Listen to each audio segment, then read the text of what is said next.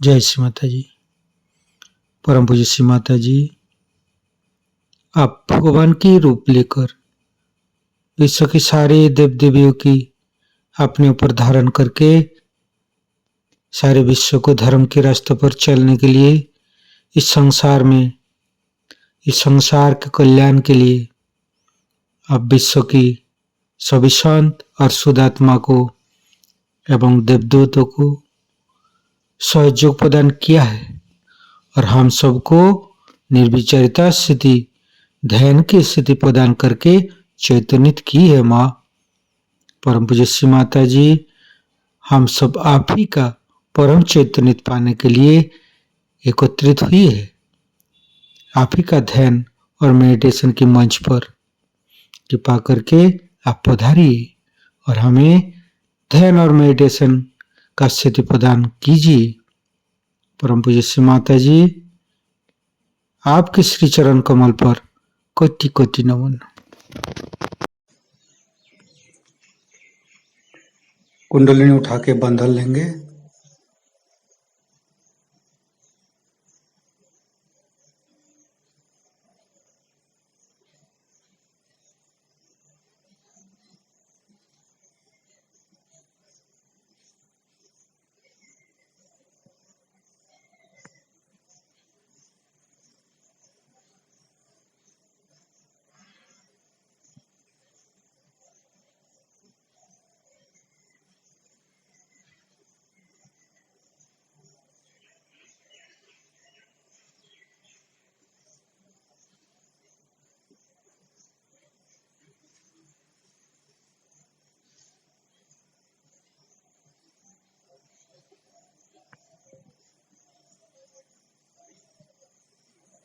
तीनों महामंत्र। ओम तमेव साक्षात् श्री महालक्ष्मी महासरस्वती महाकाली त्रिगुणात्मिका कुंडलिनी साक्षात् श्री आदिशक्ति माता जी श्री निर्मला देव्ये नमो नमः। ओम तमेव साक्षात् श्री कल्की साक्षात् श्री आदिशक्ति माता जी श्री निर्मला देव्ये नमो नमः। ओम तमेव साक्षात् श्री कल्की साक्षात् श्री सहस्रार स्वामिनी मोक्ष प्रदायिनी माता जी श्री निर्मला देव्ये नमो नमः। गणेश मंत्र लेंगे। ओम तमेव साक्षात् श्री गणेश साक्षात् श्री आदिशक्ति माता जी श्री निर्मला देव्ये नमो नमः। दोनों हाथ श्री माता जी की तरफ। कुछ भी नहीं सोचेंगे, मन के अंदर समस्त चिंता को परम पूज्य श्री माता जी की श्री चरण पर समर्पित करेंगे। परम पूज्य श्री माता जी, हमारे हृदय को सच कीजिए। सच हृदय कमलासन पर आपके श्री चरण की पूजा होने दीजिए। माँ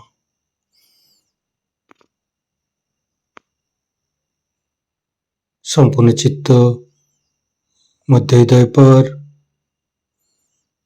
परम पूज्य श्री माता जी की श्री चरण की शीतलता अनुभव करते रहेंगे।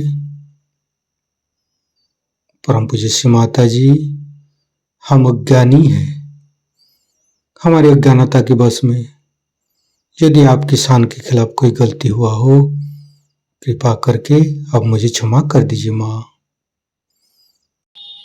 दोनों हाथों की उंगली के ऊपर चैतन्य लहरें अनुभव करते रहेंगे।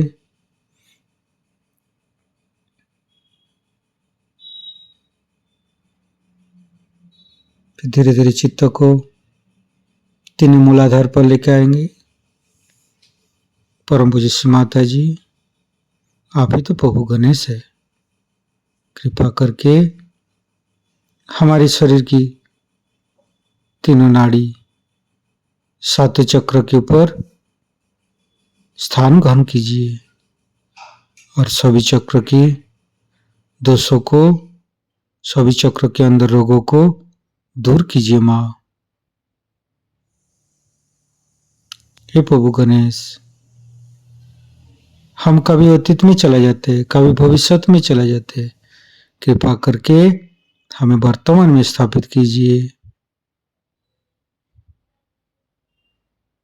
संपूर्ण चित्त बाएं मूलाधार। परम पूज्य श्री माता जी, आप ही तो अबोधिता प्रदान करते हैं, आप ही तो पवित्रता बनाया है। कृपा करके हमारी अबोधिता और पवित्रता को रक्षा कीजिए। निर्मल गणेश का मंत्र लेंगे। ओम तमेव साक्षात श्री निर्मल गणेश साक्षात श्री आदि शक्ति माता जी श्री निर्मला देवे नमो नमः। धीरे धीरे चित्त को राइट मूलाधार पर। परम पूज्य श्री माता जी, आप ही तो राक्षस संतरी है, आप ही तो राक्षस अग्नि है। कृपा करके हमारे अंदर राक्षस प्रवृत्ति को नष्ट कीजिए। परम पूज्य श्री माता जी, आप श्री कार्तिक रूप में हमारे राइट मूलाधार पर आइए। मंत्र लेंगे। श्री कार्तिक। ओम तमेव साक्षात श्री कार्तिकी साक्षात श्री आदि शक्ति माता जी श्री निर्मला देवे नमो नमः। फिर धीरे धीरे चित्त को मध्य मूलाधार।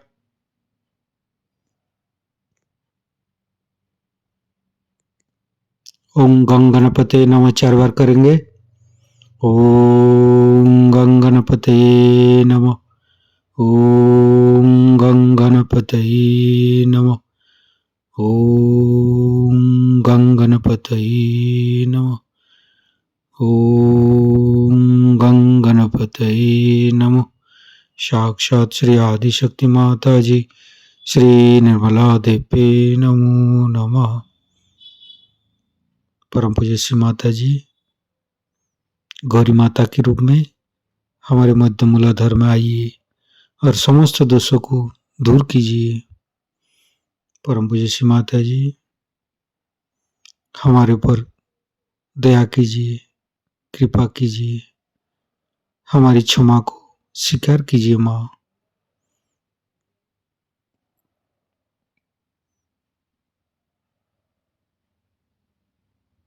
गणेश गौरी माता की मंत्र लेंगे।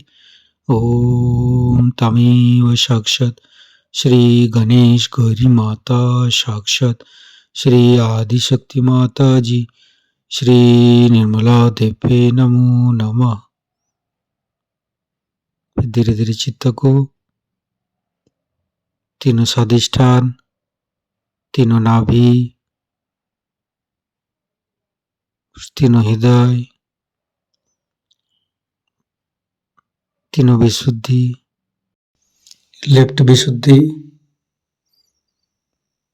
परम पूज्य श्री माता जी, आपकी परम कृपा में हम शुद्ध आत्मा है। शुद्ध आत्मा निर्दोष है माँ। परम पूज्य श्री माता जी, आपकी परम कृपा में हम दोषी नहीं हूँ माँ। परम पूज्य श्री माता जी, आपकी परम कृपा में हम दोषी नहीं हूँ, निर्दोष हूँ माँ। परम पूज्य श्री माता जी, आपकी परम कृपा में हम निर्दोष हूं। फिर धीरे धीरे चित्त को राइट विशुद्धि। श्री माता जी, हमारी वाणी की माधुर्य आप ही है माँ। आप ही तो हमें वाणी की माधुर्य प्रदान करते हैं माँ। कृपा करके हमारी राइट विशुद्धि पर माँ जसोदा और विट्ठल रुक्मणी रूप में आइए। फिर धीरे धीरे चित्त को मध्य विशुद्धि।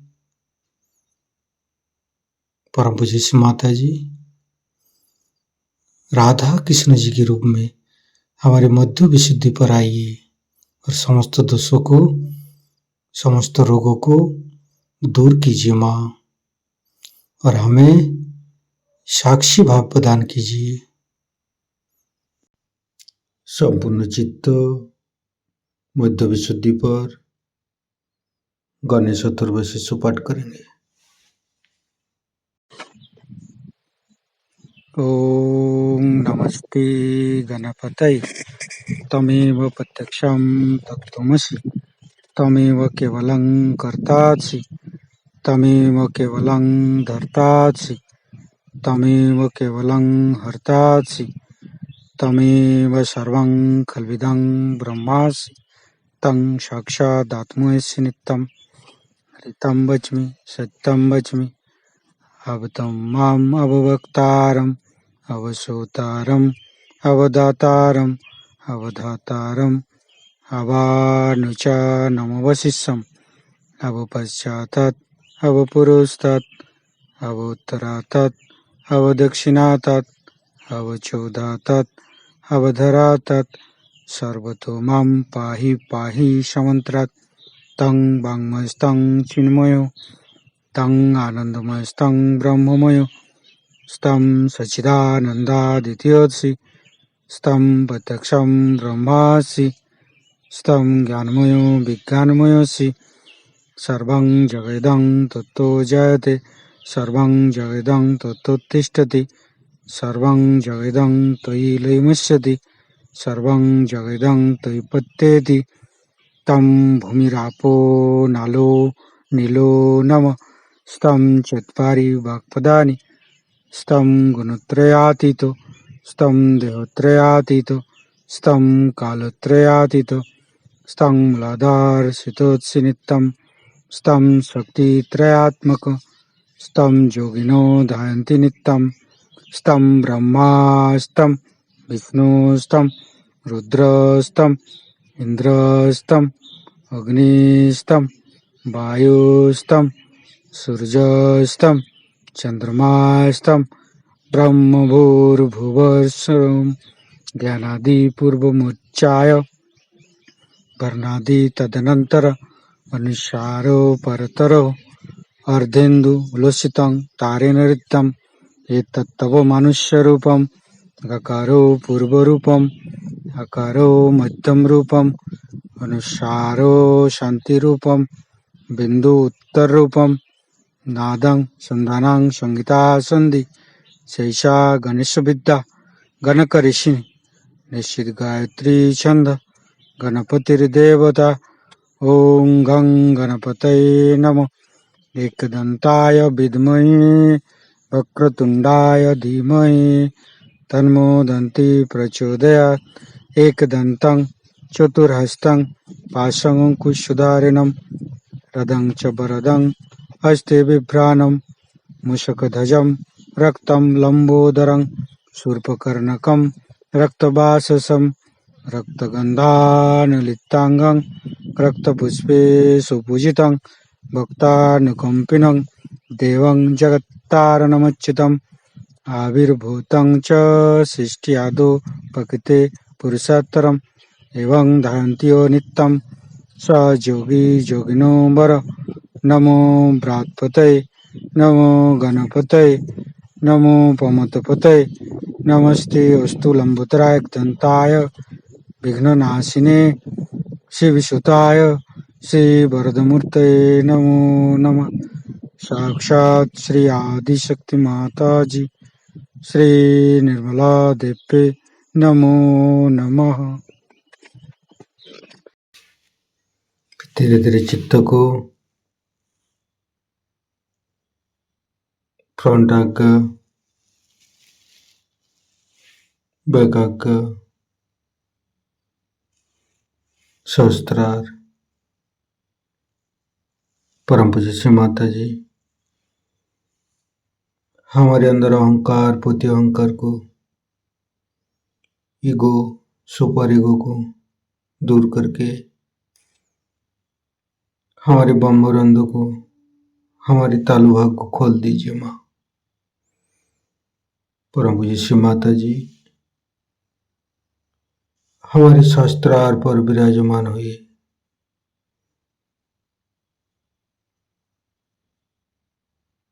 संपूर्ण चित्त शास्त्रार पर परम चैतन्य का अनुभव करते हुए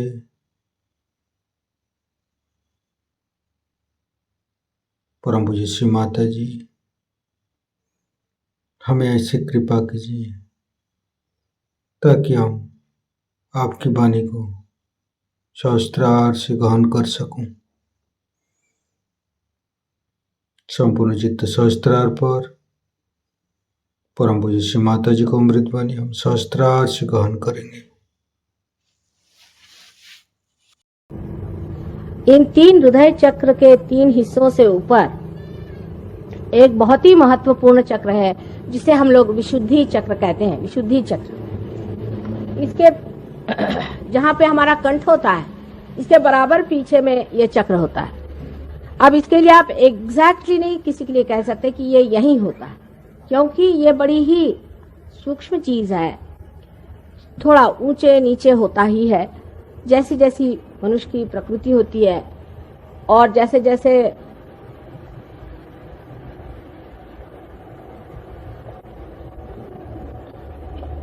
उसका फॉर्म होता है वैसे ही इसके चक्र की भी स्थितियां उस तरह से थोड़ी बहुत आगे पीछे होती हैं। कभी कभी 1 इंच का भी फर्क होता है। इसलिए आप ये नहीं कह सकते कि ये बराबर उस जगह ही होगा। थोड़ा सा मैंने देखा है, किसी का ऊपर होता है, किसी का नीचे होता है, किसी का और भी नीचे होता है। बहरहाल ये कंठ जहाँ पे है, इस कंठ के पीछे में यहाँ हमारा विशुद्धि चक्र है। ये चक्र बहुत ही महत्वपूर्ण है मानव के लिए। जानवरों में ये चक्र इतना बढ़ा हुआ नहीं, ना ही इतना वो प्रगल्भ है। मनुष्य की शुरुआत ही इस चक्र से हुई है, समझ लीजिए पूरी तरह से। इस चक्र में श्री कृष्ण विराजते हैं और राधा जी उनकी शक्ति है। रा माने शक्ति, धा माने जिसने धारणा की। कृष्ण का मतलब होता है कृषि करने वाले, जिन्होंने कृषि की है। आप सबकी कृषि उन्होंने की। आपके अंदर इन्होंने बीज भरे, उन्होंने पहले बीज आपके अंदर भरा कि उस अनंत को जानिए, परमात्मा को जानिए, परम तत्व को जानिए। इसका बीज उन्होंने भरा, इसीलिए उनको कृष्ण कहते हैं। ये चक्र मनुष्य में तब घटित हुआ जब उसने अपनी गर्दन ऊपर पूरी तरह से उठा ली। आप जानते हैं कि जानवर की गर्दन नीचे होती है। उसके बाद कुछ ऐसे जानवर हैं जिनको कि हम कह सकते चिंपैंजी या बंदर की लंगूर वगैरह जो जातियां हैं, उसमें भी थोड़ी बहुत गर्दन ऊपर आ जाती है। लेकिन मनुष्य की गर्दन जो बिल्कुल सीधी हो गई है, ऐसे किसी भी प्राणी मात्र की नहीं हुई। ये गर्दन सीधी होने की वजह से ही मनुष्य की स्वतंत्रता स्थापित हो गई। वो किस प्रकार, मैं आपसे बताती हूँ। ये विशुद्धि चक्र से ही हमारे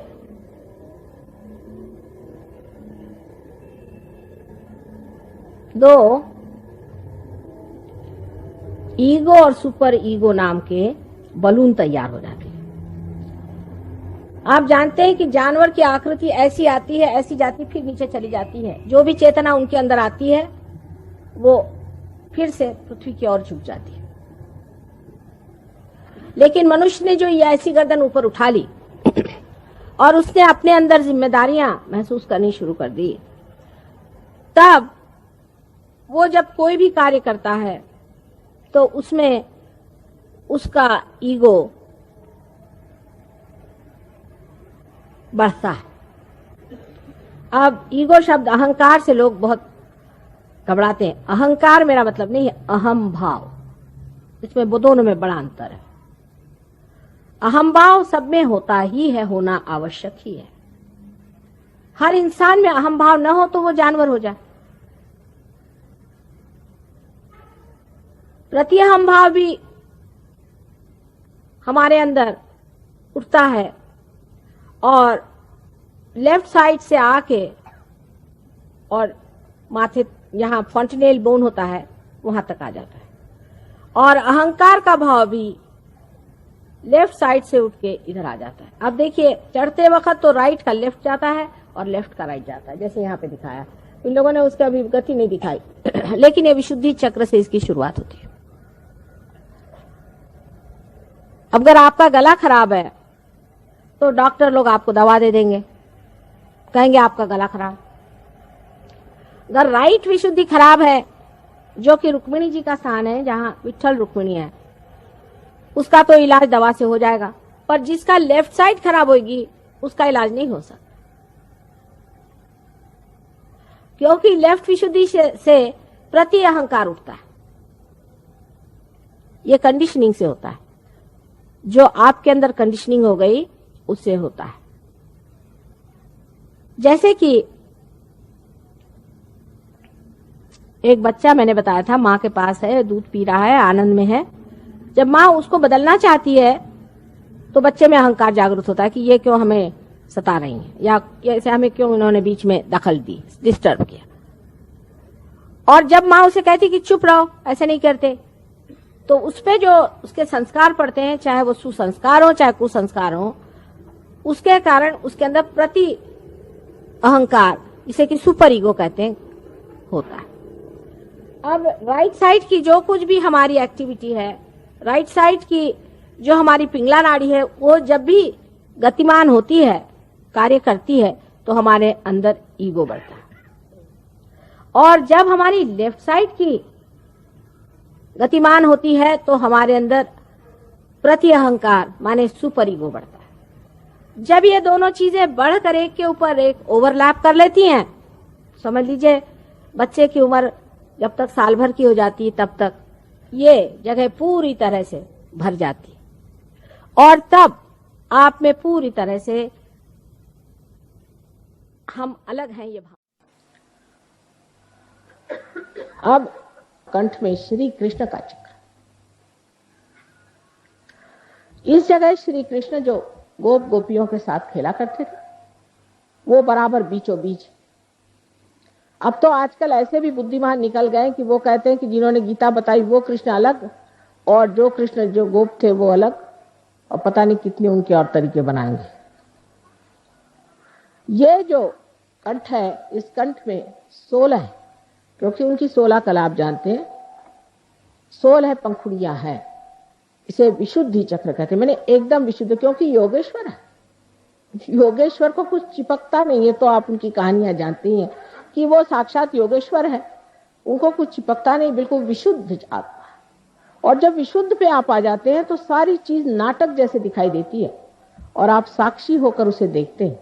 कोई चीज आपको चिपकती नहीं, आप साक्षी होकर के देखते हैं कि ये तो ड्रामा चल रहा है।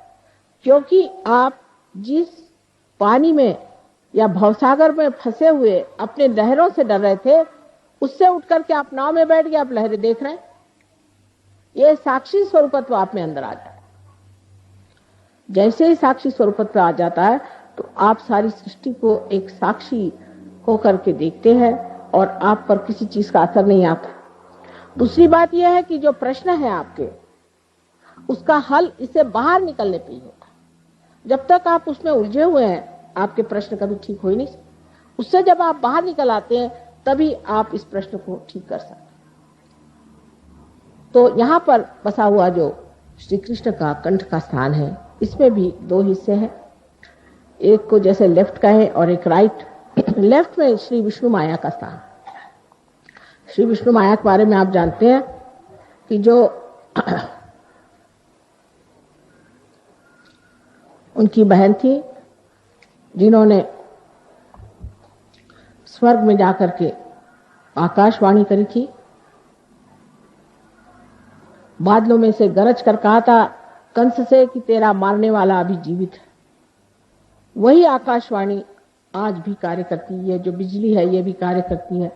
और आप कभी देखिएगा तो आपको आश्चर्य होगा कि हमारे भी फोटो बड़े कमाल के आते हैं। और जो ये कैमरा जिसे हम सीधी सादी चीज समझते हैं, इसने ऐसे ऐसे हमारे फोटो निकाल दिए हैं कि आप हैरान हो जाइएगा। यहाँ तक कि बादलों में तक हमारे फोटो आते हैं। ये आकाशवाणी का कार्य है, ये विष्णु माया है। इस विष्णु माया पर ये कहना है कि जब हमें भाई बहन का विचार नहीं रहता, जब हमारे अंदर ये शुचिता नहीं, हम जब दूसरी औरतों के और बुरी निगाह डालते हैं, तब भी ये चक्र पकड़ जाता है। या किसी कारणवश हम ये सोचते हैं कि हम पापी हैं, हम दुष्ट हैं, और इस तरह की बेकार की अपने बारे में न्यून कल्पना कर लेते हैं, तब भी ये चक्र पकड़ता है। ये कल्पना कहीं कहीं बहुत ज्यादा मैं देखती कि हम तो पापी हैं, क्योंकि रात दिन जो आता कहता तुम लोग पापी हो, ये संसार पापी है, और जो बताने वाला वो कौन बड़ा धर्मात्मा है। ये सब बातें सुन सुन के मनुष्य अपने को इतना नीचा गिरा लेता है कि उसकी ये लेफ्ट विशुद्धि पकड़ती है, और इसके पकड़ जाने से अगर हृदय में भी पकड़ आ जाए तो अनजाना जैसी बड़ी घातक बीमारियां हो जाती हैं। रात दिन कभी पत्नी, कभी पति, कभी घर, कभी समाज, किसी भी औरत में यह हमेशा भरते रहता है कि तुम बड़ी खराब। उस वक्त ये चक्र पकड़ जाता है और इससे अनेक बीमारियां हो जाती, पर सबसे घातक बीमारी इसकी अनजाना की है। दूसरी जो राइट साइड है, उसमें हम जिसे महाराष्ट्र में विट्ठल कहते हैं, और जिसे आप कहिए कि द्वारिका में बसे हुए श्री कृष्ण जहां राज्य कर रहे थे, उनका स्थान है। तो जब गोप गोपी बन के यहां रहते थे, तब उनका बीचों बीच स्थान है, और जब वो राज कर रहे थे द्वारिका में, तो उनका राइट, और जब लेफ्ट में आप देखते हैं तो उनकी जो शक्ति स्त्री है, वो उनकी बहन है। बीचों बीच में श्री कृष्ण की राधा, और इधर उनकी रुक्मिणी, उनकी पत्नी जो थी, वो उनकी शक्ति थी। 5 शक्तियां वो और 16,000 और शक्तियां सारी श्री कृष्ण की यहाँ विट्ठल के स्थान पे है। लेकिन इसमें भी इतने दोष आ गए कि विट्ठल की मूर्ति पंढरपुर में उनका साक्षात हुआ, जैसे आपके गोविंद महाराज की यह मूर्ति आई है स्वयंभू। उसके बाद लोगों ने वहां पे अपना धंधा शुरू किया, और लोग एक एक महीना मुंह में तंबाकू डाल के विट्ठल विट्ठल विट्ठल करते हुए पैदल जाते थे। अब तंबाकू जो है ये कृष्ण के विरोध में, उनको बिल्कुल तंबाकू नहीं पसंद। जो लोग तंबाकू खाते हैं उनका ये चक्र खराब हो जाता है, या जो तंबाकू पीते हैं उनका ये चक्र खराब हो जाता है, और इसीलिए उनको कैंसर की बीमारी होती है।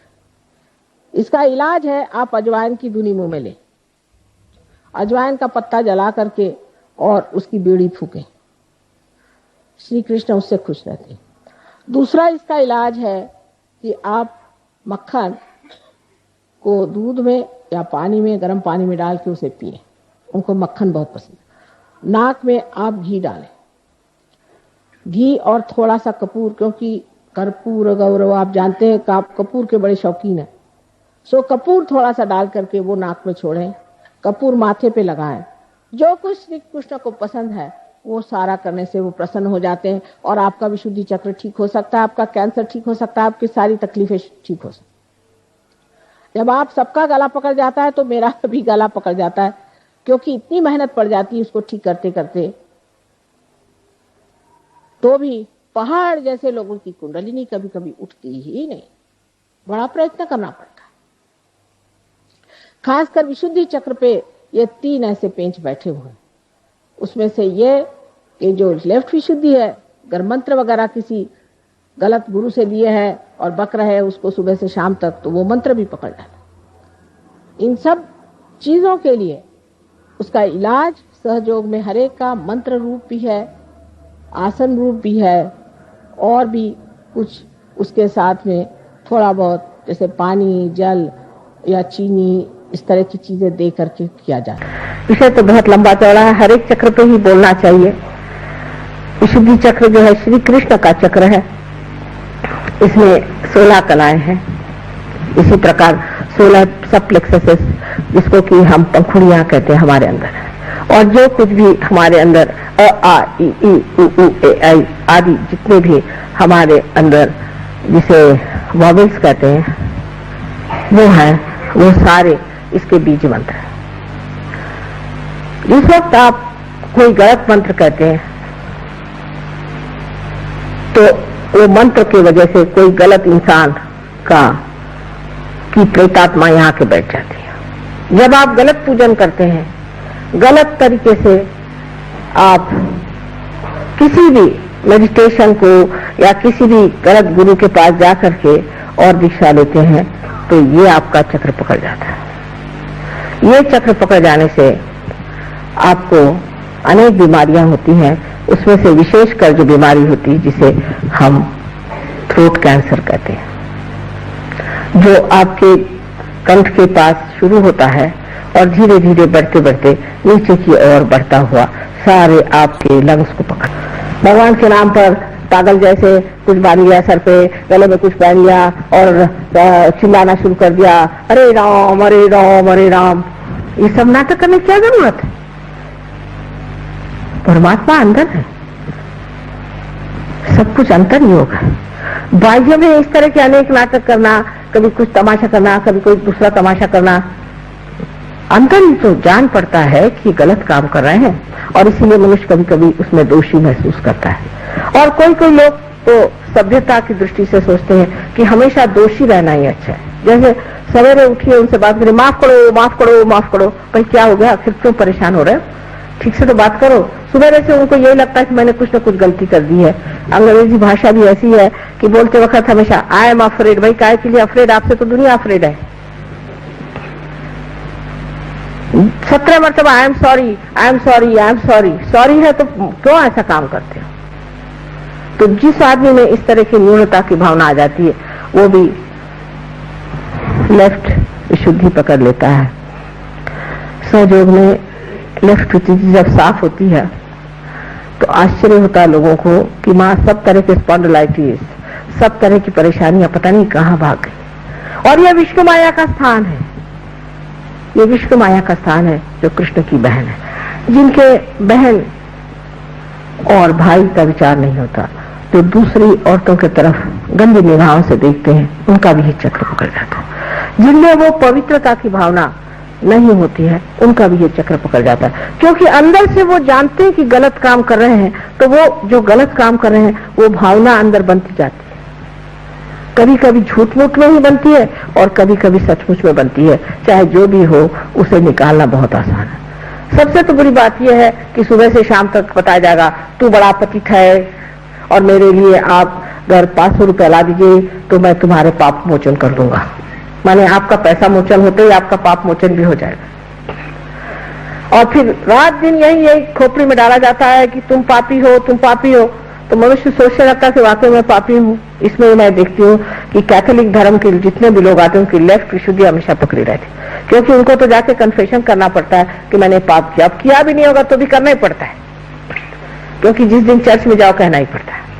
इस तरह की अजीब अजीब परंपराओं से भी मनुष्य इसको पाता है। गलत मंत्र कहने से हो जाता है, अनेक चीजों से लेफ्ट विशुद्धि पकड़ी जाती है।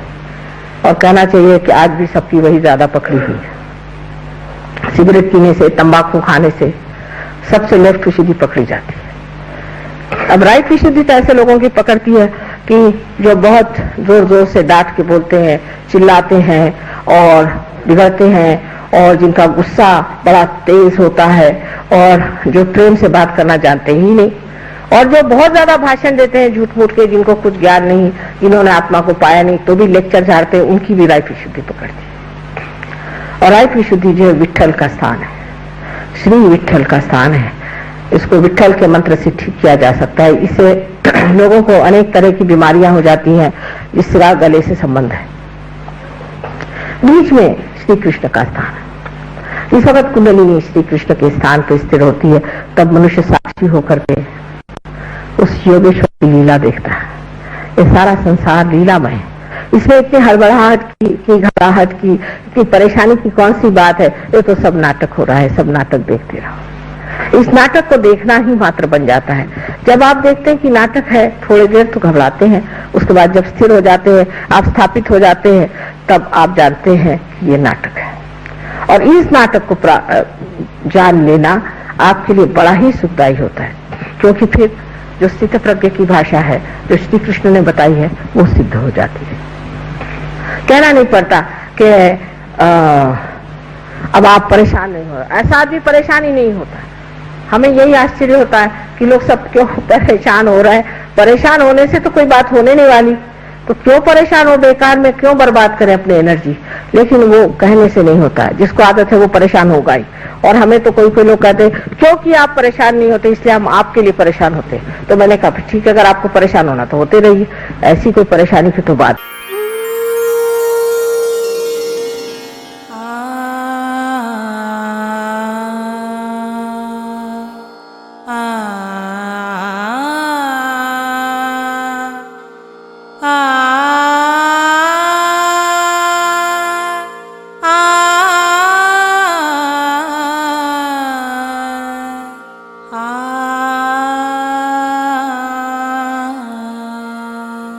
आ